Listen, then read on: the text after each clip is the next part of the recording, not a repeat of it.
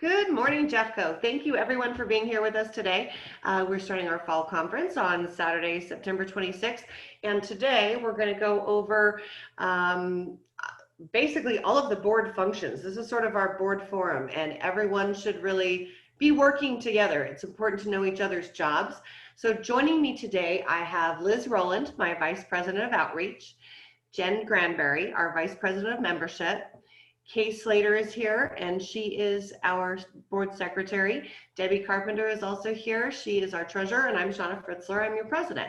So we're just going to go ahead and kick off and get moving. So here we go. It's loading. Keep your fingers crossed that everything goes really well. Be accountable, be transparent, and be diligent. Those are some of the most important things that we actually ask that everyone take care of, and your day will go much easier, your term will go much easier if you just follow those three really easy rules. Now we've just taken a few sections of the bylaws. So your bylaws are so very important to explain what your roles are. The president is covered. The vice president is covered, and for some units you may have a president-elect. Not many have them, but they're basically the same. At Jeffco we have 3 vice presidents. I have Liz for outreach, Jennifer for membership, and Jeff does communications. Those are important to work together. In your local unit you don't need to have that many officers, but these are very important. The secretary and the treasurer. The treasurer, as you're going to see in this presentation, has a gigantic job. But it's very important that we all know those duties and support each other together. So being a PTA president, the most fun you'll ever have. What does the president do? There's lots of things that we do: leading, representing, overseeing, communicating. Communicating is just huge to do with all of your members. Set the agenda. You're going to ask your board members, committee chairs, what they need to add to the agenda. Those are really important pieces. You're representing your PTA when you're at the school, at meetings, in public. That happens as well. Overseeing the committee's finances, fiduciary duties, and delegating is a really big part of that too. Don't feel like you need to take on absolutely everything. Find those people and do the oversight instead, and just communicate. People really, really want to know what's going on with their PTA. You'll have so many people who are more invested if you take care of that.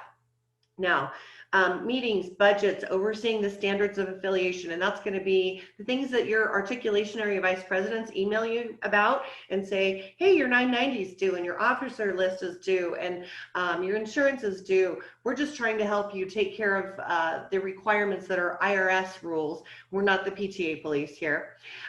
Working with your board and members. I have to say that I love my board so very much, and I am so very fortunate to have this amazing board with Jeffco PTA. I could never do this work without them. We also do, to an extent, manage conflict. From time to time, you're going to have someone who's upset about you because the board, or PTA as a whole, has made a decision on some event to have or some event not to have because we didn't have a volunteer. That happens. We're also here for you at Jeffco PTA if you have any conflict issues. Creating that unity and encouraging diversity and inclusion. We want representatives from every segment of the community. That is so very important in our schools, so that you have a voice in the room who represents absolutely everyone. Creating that welcoming environment. We want to make sure that everyone really feels like they're a part of the PTA. We're not a club. We're doing child advocacy, and we advocate for the kids at our schools and in the county and in the state and in the nation. So that's very important. Engagement, again, that communication piece is just absolutely huge. Let your members know what's going on and give them opportunities to participate. Recruiting is another big one. And looking for your future self. So who's going to be taking over your position when you're done? That's really the job of every board member. But we really want to look for those parents who are engaged already, or maybe someone that you can develop to be a future leader. We know that PTA is not rocket science. Anybody can do this. We're doing these trainings to show you just how easy it really can be. Find those wonderful leaders And then also delegate work to them as you can. That's important to let them feel engaged. Reviewing the minutes. So Kay and I work together. Kay's our board secretary. Kay and I will work together to review the minutes, make sure that they're good to go before we send them off to the membership and let people ask questions. Sometimes we double check the attendance on Zoom. It gets a little bit more difficult. Check the attendance together. She knows who came, I know who came. Sometimes we overlap as to what we saw during the meetings. Come to the meetings prepared with your agenda in advance, and then just maintain order. The parliamentary procedures, Bob's rules, are there to help you through every situation. Being the PTA vice president, I'm going to have Liz talk to you about this, but again, it is the most fun you'll ever have. So Liz, please talk to us. So like Shauna said, it is the most fun you'll ever have. I've been fortunate to have a lot of positions, and I absolutely love, I am the vice president of outreach. So that means I get to reach out to all of you guys and to our communities. As Shauna said, the vice president on a lot of local units can also be known as the president-elect. Basically, you're the second person kind of behind the president. So what that means is you're going to shadow the president pretty much with everything. You're going to lead, you're going to represent, you're going to oversee, and you're going to communicate just like she does. The real main thing a vice president does is you're going to assist the president. You're going to help set the agenda. You're going to represent your PTA at different meetings, at different functions, at different community events and outreach possibilities. You're also going to help the president oversee committees. So you're going to help with, finances, fiduciary responsibility, as that is every single officer's responsibility. Is we have to make sure that we're really watching and being diligent with our fiduciary responsibilities as per our bylaws, as per our budget. And really the biggest thing, communicate. Make sure everybody is in the know of what's going on. Be transparent, and you help with the president doing that. The other big thing that a vice president might have to do is step in as the president, either at one meeting or possibly if the president has a, an emergency or needs to step away, maybe, has a job change and needs to leave the state. So that's kind of a big thing as a vice president. You have to be ready is to step in as the president of the PTA. So it's so important to be very aware and involved with what's going on so that transition can go absolutely seamlessly and you just kind of almost don't even notice. It's just a different face. I cannot step in and replace Shauna in any possible way, but I'm ready to do it if I had to. So that's really what a vice president / president-elect does, is you're kind of that second, president figure. And you are a wonderful one. I appreciate my vice presidents so very much. And I always know that they have my back. So that is what's really very important. We are a very cohesive board. I think we all love each other very, very much, and we help each other, not just with the PTA, but we are very much a family, and we all wish that for you and your PTAs as well.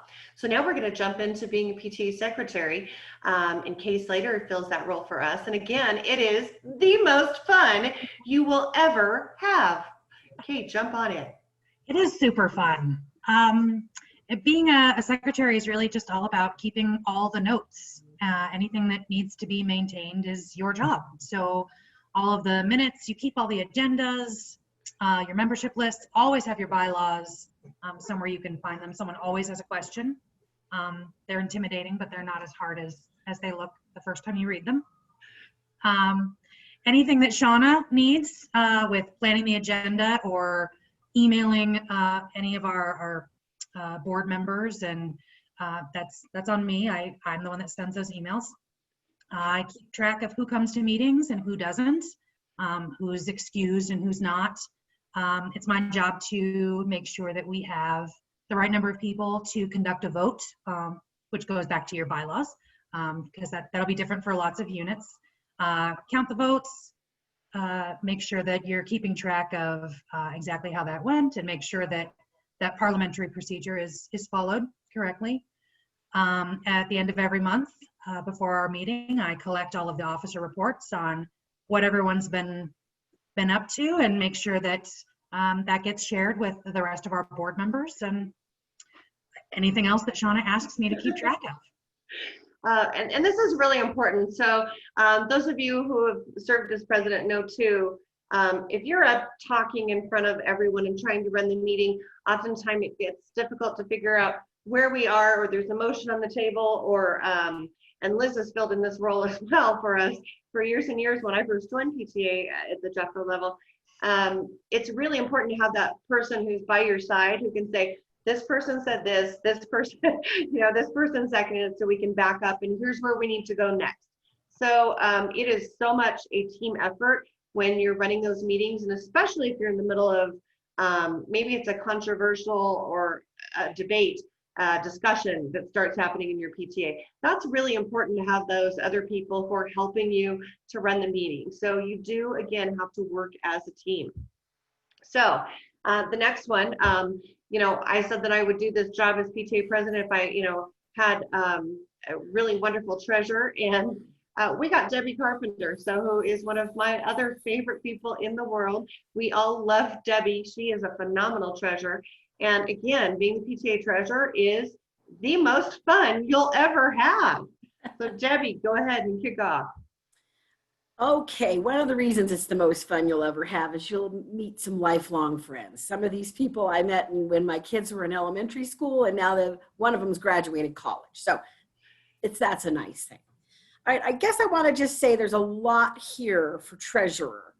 I'm not going to go over it in detail. It's just too much for anyone that isn't a treasurer. But I think we all want to really stress that, well, everyone needs to know what's going on with the money. Anytime we've ever seen any sort of issues, we've had a treasurer that sort of operated quietly and didn't let anybody know, and people weren't really aware what was needing to be done, and things can fall apart, and everyone was like, oh, we didn't know. So try to, you're not going to be pecking on the treasurer's shoulder saying, have you done this? Have you done this?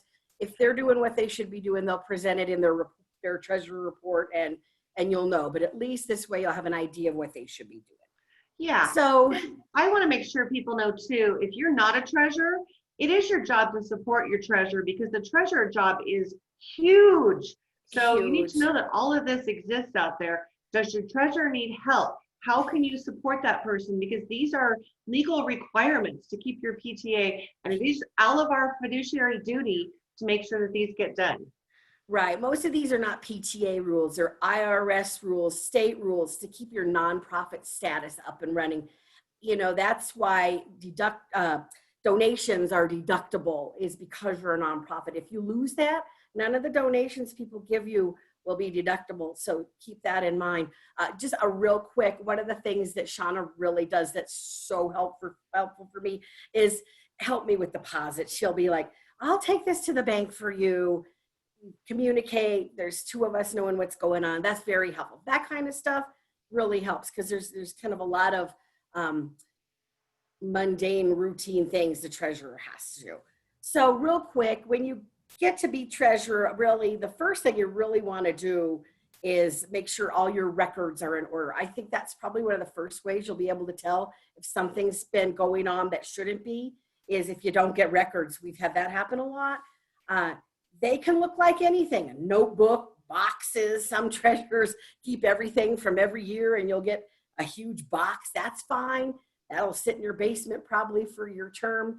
But these are really the things you need. You need basically what you think: bank statements, the checkbook, all of the history of your PTA, so you can see what's been going on financially. Tax documents. You're going to need all of these to look at to start your year. Okay, and this is really the first thing. When you get your books and you become the new treasurer, the first thing you need to do is your financial review. The new treasurer can be in on this financial review, and it's always, I think, a really good idea, so you can kind of see what's going on. They don't always have to, but when you are a new treasurer, you should have, at the very least, your financial review so you can see that everything's been done, and this gets sent to Colorado PTA. You have 2 to 3 people from the community, your president and your treasurer look at this. Mhm. And we'll go over details in the treasurer training about how to do all this stuff. Yeah. Okay?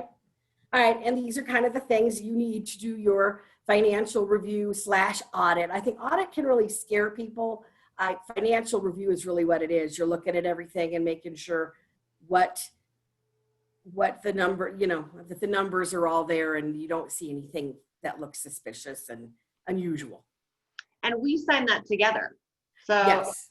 So it is my responsibility too to take care of that along with my treasurer. And then we also have 3 other people who sign the financial review who are not signers on the checking account. We have a really wonderful system here in Jeffco where, we need 2 signatures on every single check. But, what's so important about that is too, I don't live, on the same side of town that you do.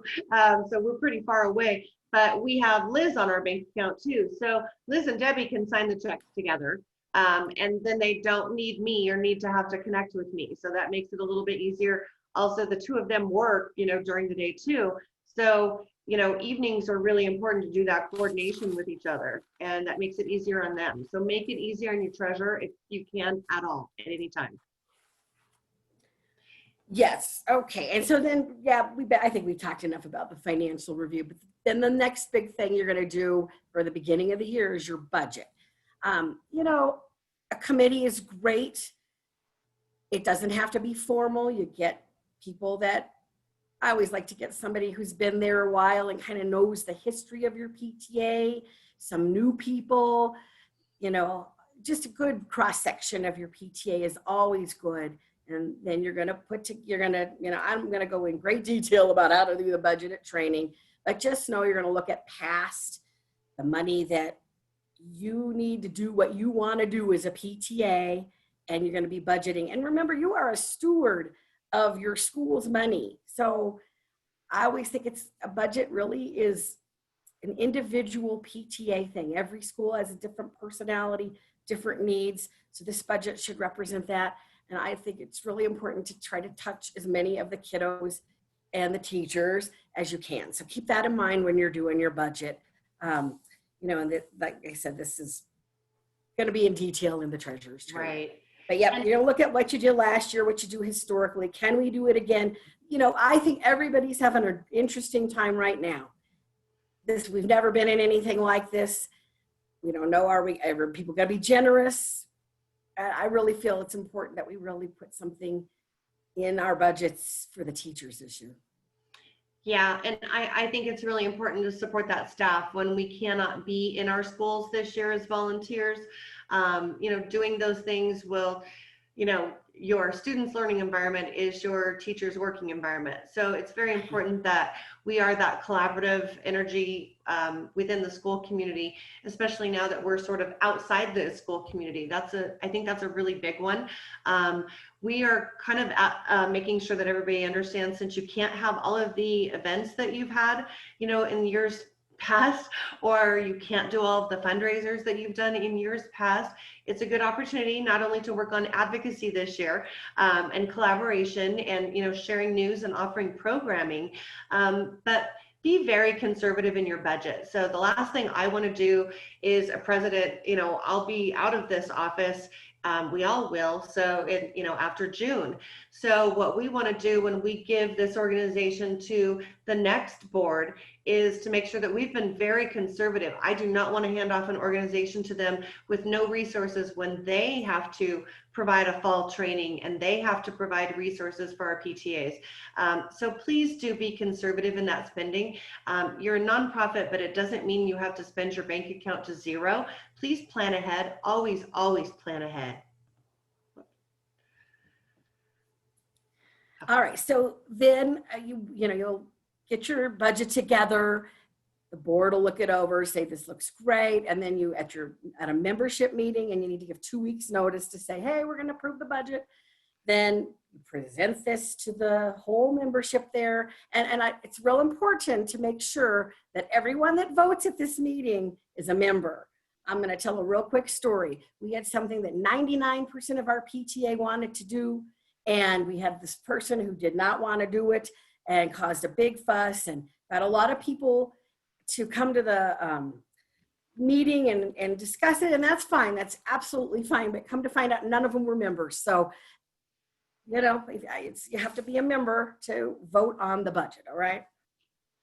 And then this interim budget, that tends to be something toward the end of the year to get the PTA through the summer. Bills will still come through. So you just sort of make a little notation in one of your end of the year meetings that, well, we're going to allocate X amount of dollars because these are tend to be the things we have over the summer. And the summer is kind of where the budget, the fiscal year switches for most PTAs. So that's what that interim budget is, just a little bit of money set aside so PTA is not hamstrung during the summer. Mm-hmm. All right, and yes, you want to absolutely make sure you have enough money. This is not one of those budgets that you can pay free and loose with and spend. You don't have a whole, I don't think you have a line of credit. And then you don't, you know, you charge X amount for your dues, but a portion of it goes to state, national, and Jeffco, and you do not include that portion in your finances because it's not really your money to spend. That'll go, I'll explain that a little better in treasury training, but just keep that in mind that that's not included. You can make $5,000 in membership, but not all of that is really for the school to be budgeted, the PTA to budget. And then the budget is not the school's budget. I know a lot of that happens. The principal comes to you and says, oh, could the PTA please do XYZ? That's something you and the PTA really should discuss.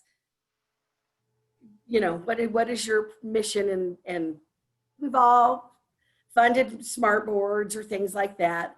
But just you know, don't give the checkbook over to the principal and say, what do you want to do? Okay. Well, and this is really important too. So, I mean, if you've been put in that position of president or treasurer, you can actually help ground each other in the situation, and your other board members, your secretary and your vice president as well, because we know that somebody's going to come to you, whether it's a staff member, not necessarily the principal, and want you to fund something. And we have a habit in PTA of being PTA nice, and we want to do everything that our staff members want us to do, even if we don't have the money for it, already. But we are a legal organization, so we do need to make sure that that's in the budget and it's approved. And if it is something that would benefit all children at your school, that's a really wonderful thing. We also get into trouble sometimes too when some family has a catastrophic event and someone wants us, or it could be a staff member too at our school who has a catastrophic event. Somebody wants us to buy a new iPhone for the janitor whose phone broke and they don't make enough money. We can't do things like that. So our money needs to be spent towards all children in your school community. So keep that in mind when you're doing that. And if you have a hard time saying no, please rely on your other board members to have those conversations, and remember that your membership approves all of those things. We also don't fund staff members as PTA. We create huge inequities as it is from school to school because of our fundraising power. But, think through what we're doing and what happens at the school down the road if they don't have big fundraising power like yours does. Okay, and this one's a little bit important to know, especially this year, because everything's so up in the air. What if you thought everyone was gonna still love PTA and donate and join, and so you assume that, but it doesn't happen. And so it's okay to amend your budget. You can do that. You look in your bylaws. That's always a good guideline to find out how your PTA should do this. But it needs to be done at a general meeting. You announce, hey, we took in so much more money, we'll be positive. And we really do look like we could buy books for the library, something like that. We're gonna ask if the membership is okay with that. And if so, then we amend the budget. It'll say amended budget, and you vote and put it in there and it'll vote on it. And like it says here, can be amended with a 2/3 majority and a 2-week notice at the general meeting. So that's not that hard to do, and it happens not infrequently in the world we live in now. Okay, just quick things, 2 signatures on checks. Sometimes banks say they can't do that. That's okay, they'll give you a check with 1 line. Just sign underneath it. But insurance requirements want 2 signatures. And then this one's a little tricky. All expenses should be paid by check, not cash. Yes, that's absolutely true. And not debit cards. But that's not really the world we live in. So you can get a bill and they want to be paid online. I don't know. Let's give an example. Jeffco has a service that does our email, and that's put on the debit card, but that is printed out and put in the book, and everybody knows about it. It's presented in our treasury report. So I don't want you to never ever think you can do that. Everything's going very online now, so you just have to document. And as Liz and Shauna have said, communicate that you're spending the money. Don't just go, oh, by the way, we use the debit card to buy this. Okay, everybody needs to know about it, approve it, and then you do it. And then let's see, what else do we have here? Debbie, I want to throw in here with the credit card issue, because it has become a thing that hackers, will send, an email to another officer and say, that they're you, and they're, have spoofed your email address and say, buy me, gift cards, or, go out and do those things. It happens. It's unfortunate, but it's the world that we live in and we have to deal with it. However, I would never go out and buy credit cards without my other officers knowing, or gift cards without my other officers knowing with my credit card. We text each other too. So if it's a spoofed email, looks like that, you should always get documentation for that. For what? For what budget item would it be for? So, and ask each other through that. If you follow our policies and the policies recommended by your insurance company, you will not end up in this situation where you're filing a claim with the insurance company. So you need to be aware of these kind of things. That's why these procedures are in place. I would never take my credit card and go out and buy something, even if it's legitimately for a PTA event, unless I have already texted Debbie and said, hey, here's what's going on, and I need to go get name tags for, I've brought 3 more people onto our board and I'm going to go buy those. So I don't just randomly do that. And then I also save all of my receipts. And I always have my Debbie pile. So even during the pandemic, so where I have all of my receipts and things to send to Debbie that are the hard copy, even though I have already emailed her those or texted her that information, I have the hard copies for her. And that's her job. So I need to make sure that I support her by getting her every piece of documentation possible. So please don't run wild. Support your treasurer in that way by making sure that you're giving full documentation and filling out the voucher or whatever they want you to do. Yeah, there was a question about receipts needing to be itemized. Yeah, you need to have something that shows what you purchased. And sometimes it's hard. Some stores only give you a little minimum thing. I think we had one last year that we got an invoice, and then when it ran through, I think it just said payment, but you've got the invoice, you attach the receipt from the online payment to that, and then you've got the backup documentation. Yeah, itemization though is really always very good. Like you go to Costco for the carnival and they'll give you that big long receipt. Make sure that you know what you've purchased, not just went to Costco, right? Mm-hmm. Does that answer your question, I hope? Yeah. Okay, and then this is sort of the daily accounting. You get a bill, you pay it, you get a deposit, you deposit it, and that's pretty easy to do. Hopefully your bank is close to your home because you're going to be going there a lot. You want to make sure anytime you get money, you deposit it quickly. It just needs to get in there. You don't want it sitting around your home for many, many reasons. I think, somebody can break into your home, you forget to do it. We've seen people forget to do it. Oh, there's a check from prior year. Just get it in the bank. That's important. And obviously detailed records of all of this, what the deposit was for.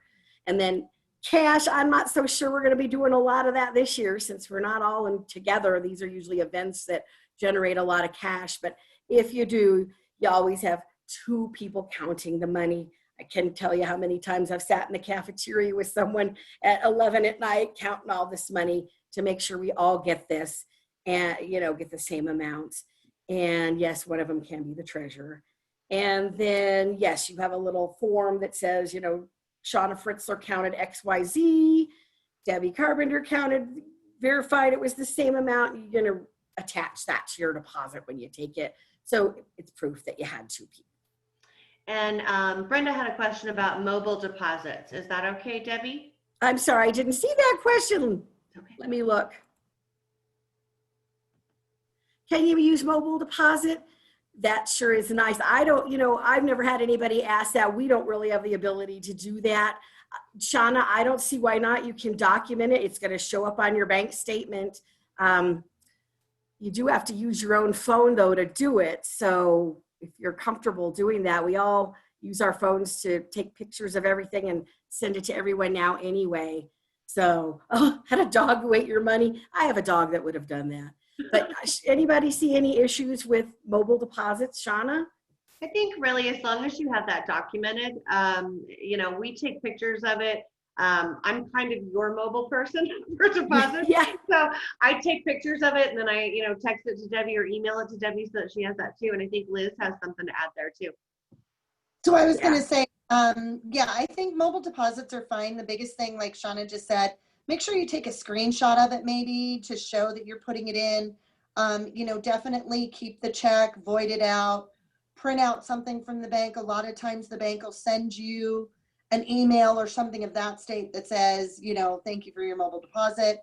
Attach the actual check to it just in case something should be questioned later, like where was that deposit?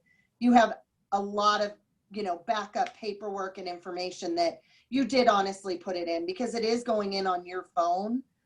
You just want to make sure that people realize that you are being very transparent and putting it into the PTA account, not your own personal account. Right. And you don't destroy that check until it's got into the banks. You do have that for backup. But yeah, here's what I would do.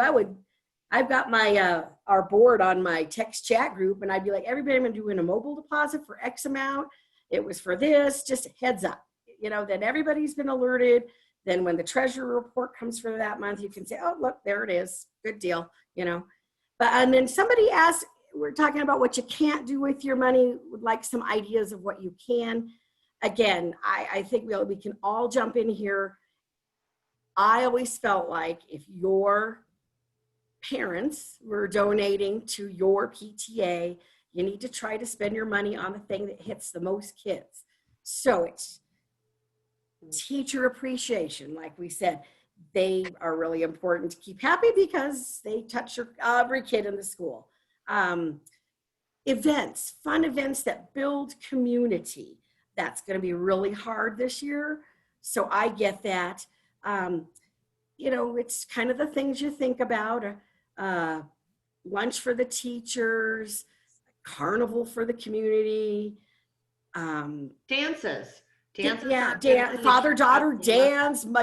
Although now, it's adult-child dance, right? Right. And so things like that. I don't know.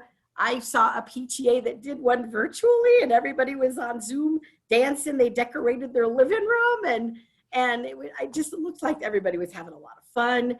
So anything that can build community. I think right now, this is just a personal thing. There's a lot of anxiety. I work at a doctor's office and the number of youth that are coming in to see our therapists for anxiety, huge. So how about PTA maybe get an expert on that and how to cope with mental health issues and do a Zoom on that.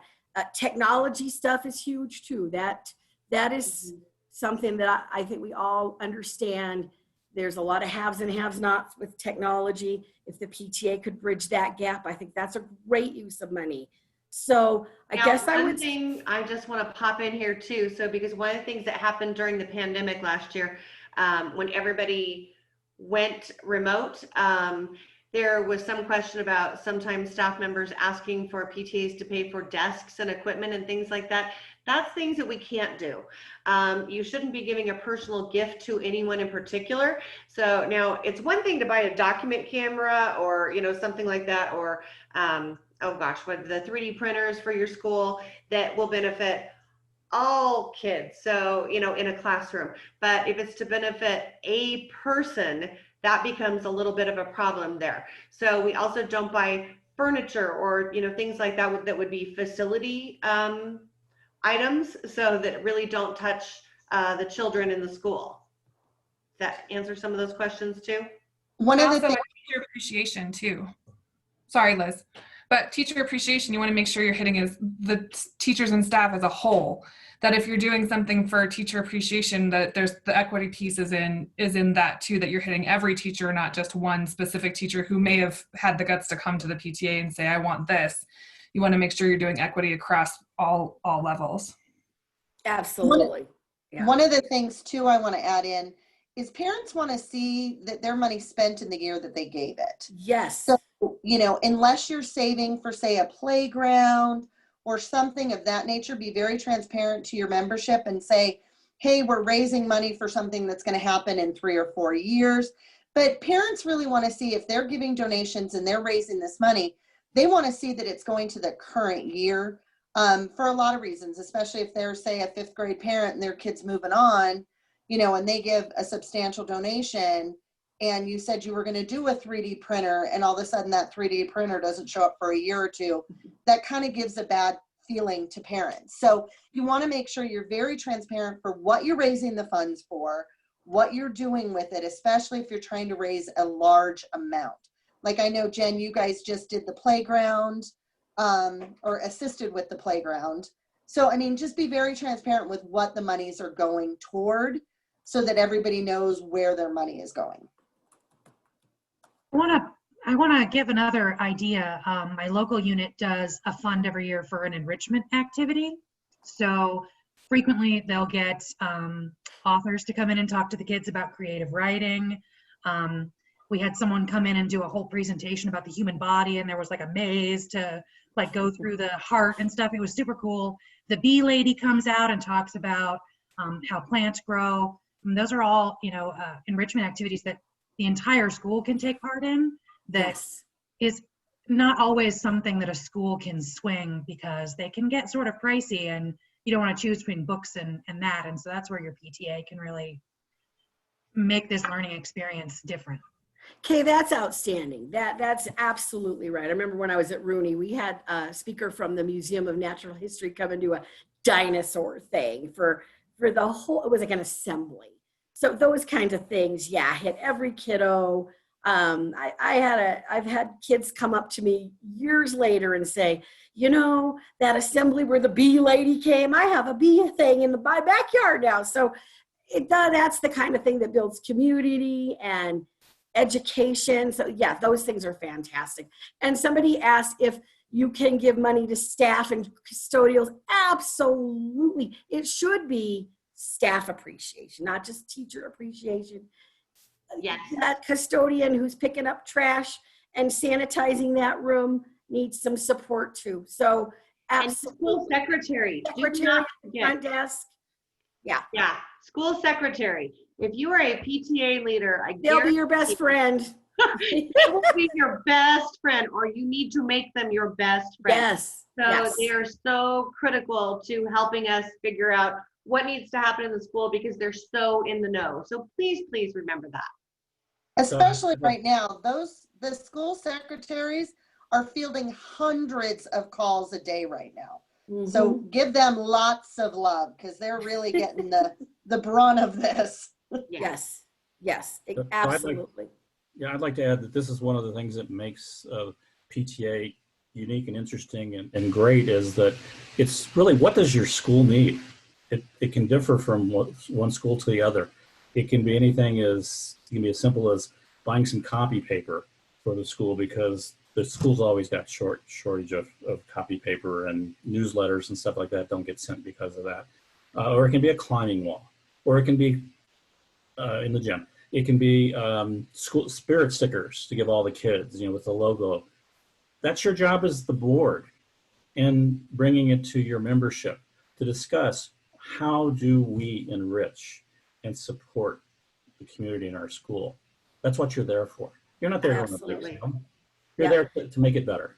Yeah, and I think with all of this school-based budgeting, where the school gets a chunk of money and they have to figure out where it's going to go, each school is going to have to make big decisions. And if the PTA can say, all right, yeah, we still want to have field day when we can do that, right? And we want to support that because every kid does that. At Rooney, they decided they weren't going to have field day ribbons. And so we found a wholesale place, and it didn't really cost very much at all. And we did the field day ribbons. So, it just, like Mike says, every PTA is different. That's going to be a lot different than a Title I school that needs basic things like copy paper, right? Because they just can't even have enough money to support everybody. So that's what you need to look at. What does your school need? And so we'll go ahead and move on from this topic, but just know your AEVPs and your entire Jeffco board is here to help you throughout the entire year. So if you want to ask, more questions about specific budget stuff, you can ask us at any time throughout the year. So we can help guide you with that. And yeah, adopting a Title I school is really lovely. That's another wonderful way to use your funds. Just be transparent and talk to your community and get that vote from your membership.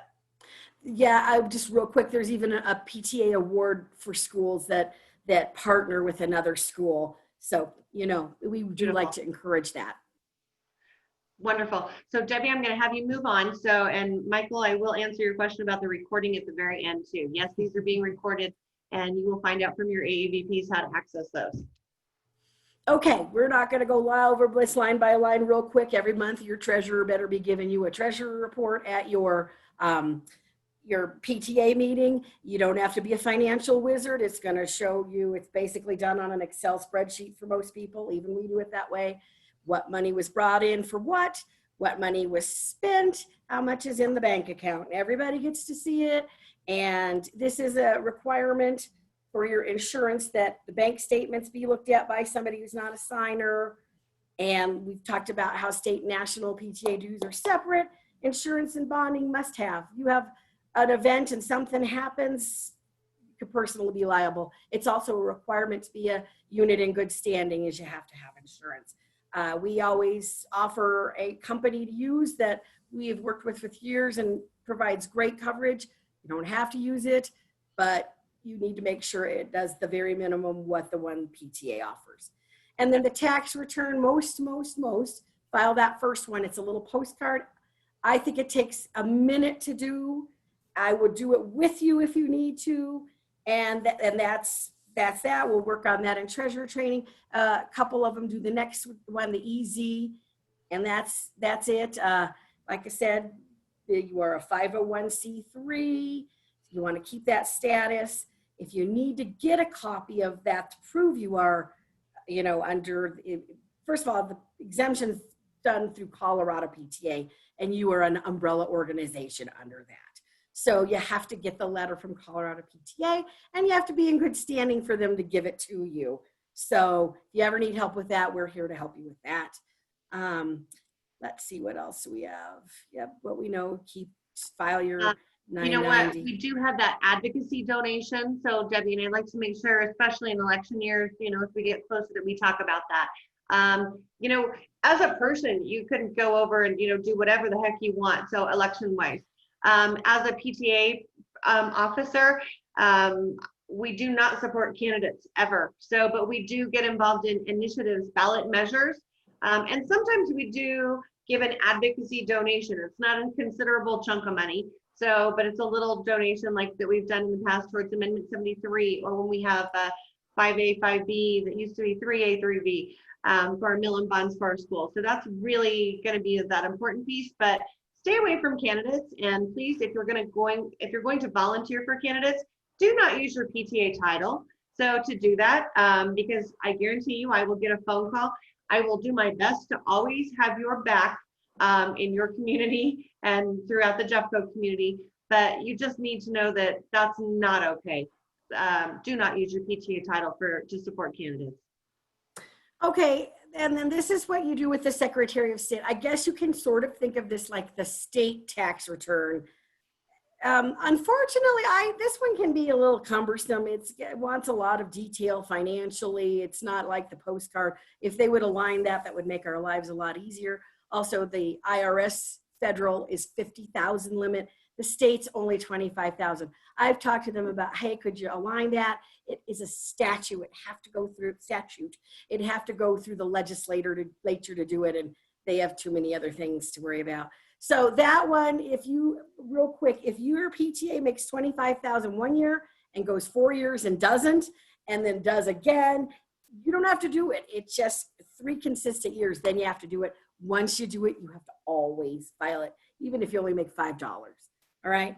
And then fundraising, I think we've all kind of talked about the mission of our PTA. PTA's mission is not to hoard a bunch of money. You just really want to try to earn enough to do what you need to do, keep a little bit in reserve. And that 3 to 1 is always a good idea. I don't know how we're going to do that. Having community events, I don't know, like mental health, Zoom would be one. And like I said, treasurer training will do this, but make sure the treasurer is not keeping a bunch of money at their house. Make sure 2 people always sign the checks. Make sure someone is looking at the treasurer reports and the bank statements. And if you start to see that, gee, I know we made about this much money and I sure don't see that in the bank account, that's when you want to just say, hey, can you explain to me the expenses and income on this event?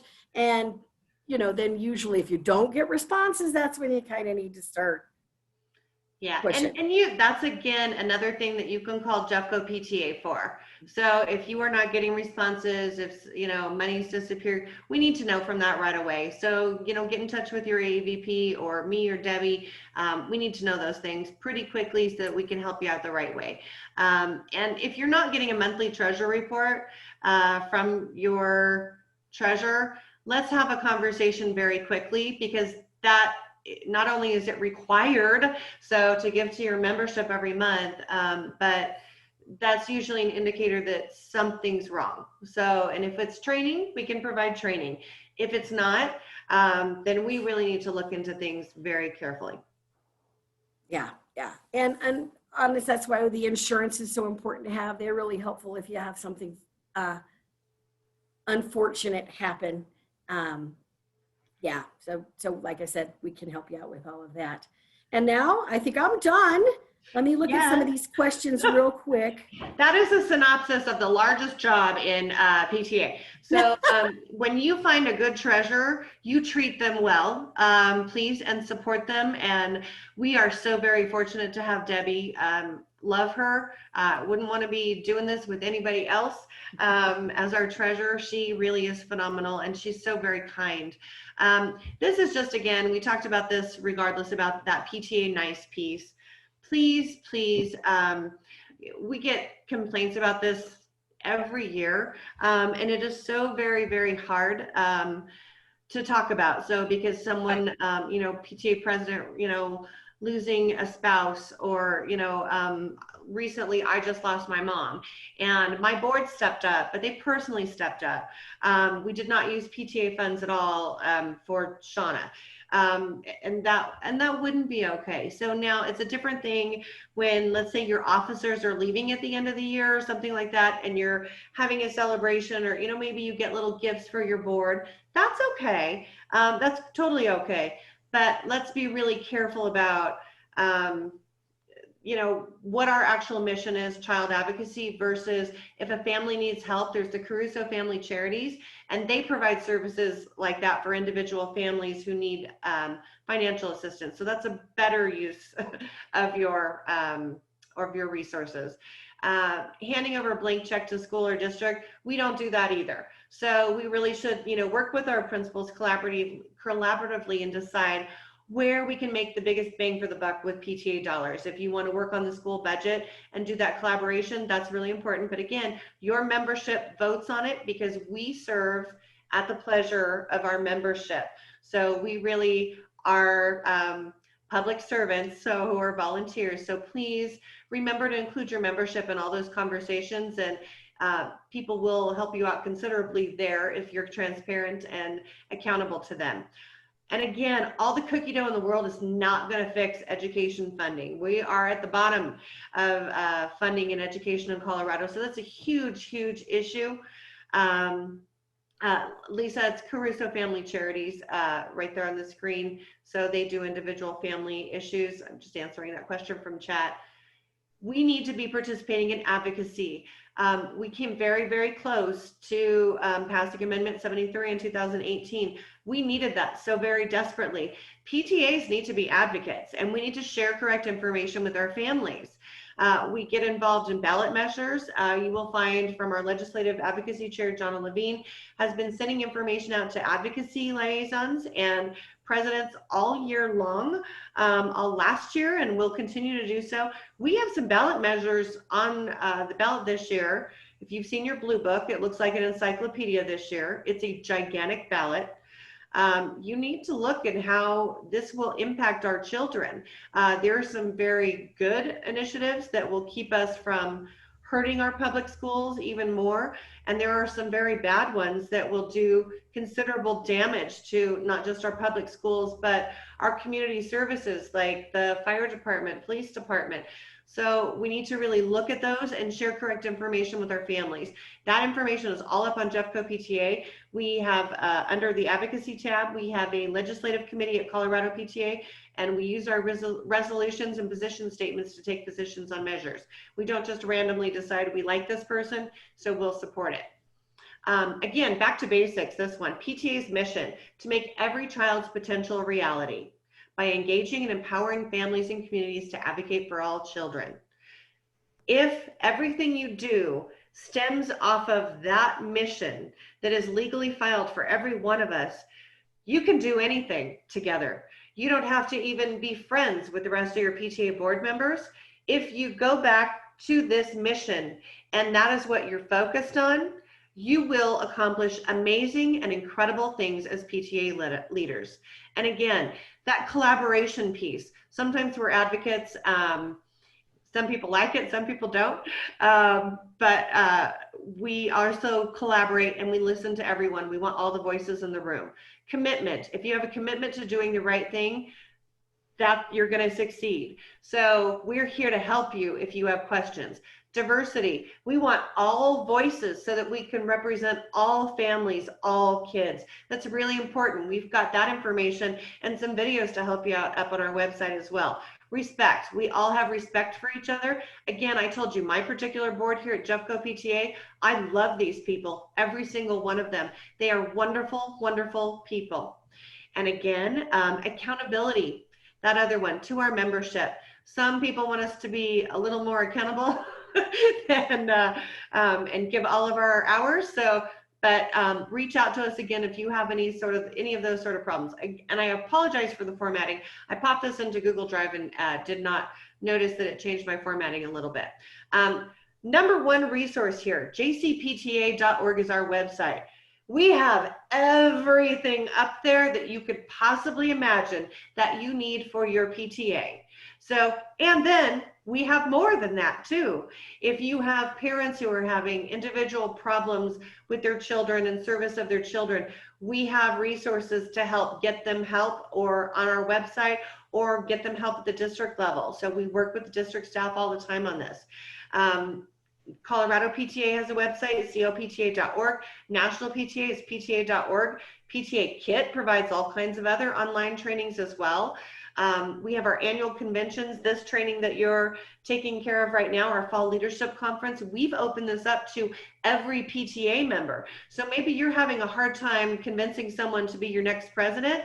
Let us do the work. So we'll convince them to be your next PTA president. Send them to the trainings. We still have one more weekend next Saturday. We have the local unit handbook up on our website as well with portions taken out that are specific to Jeffco. And again, previous PTA officers, reach out to us if you need anything. All of our emails are up here. Our AAVP team is stellar in Jeffco PTA. They are the people, the articulationary vice presidents, who you ask any question to. And if they don't know the answer, they will find it. You can always email if you don't know who your person is, aavp@jeffcopta.org.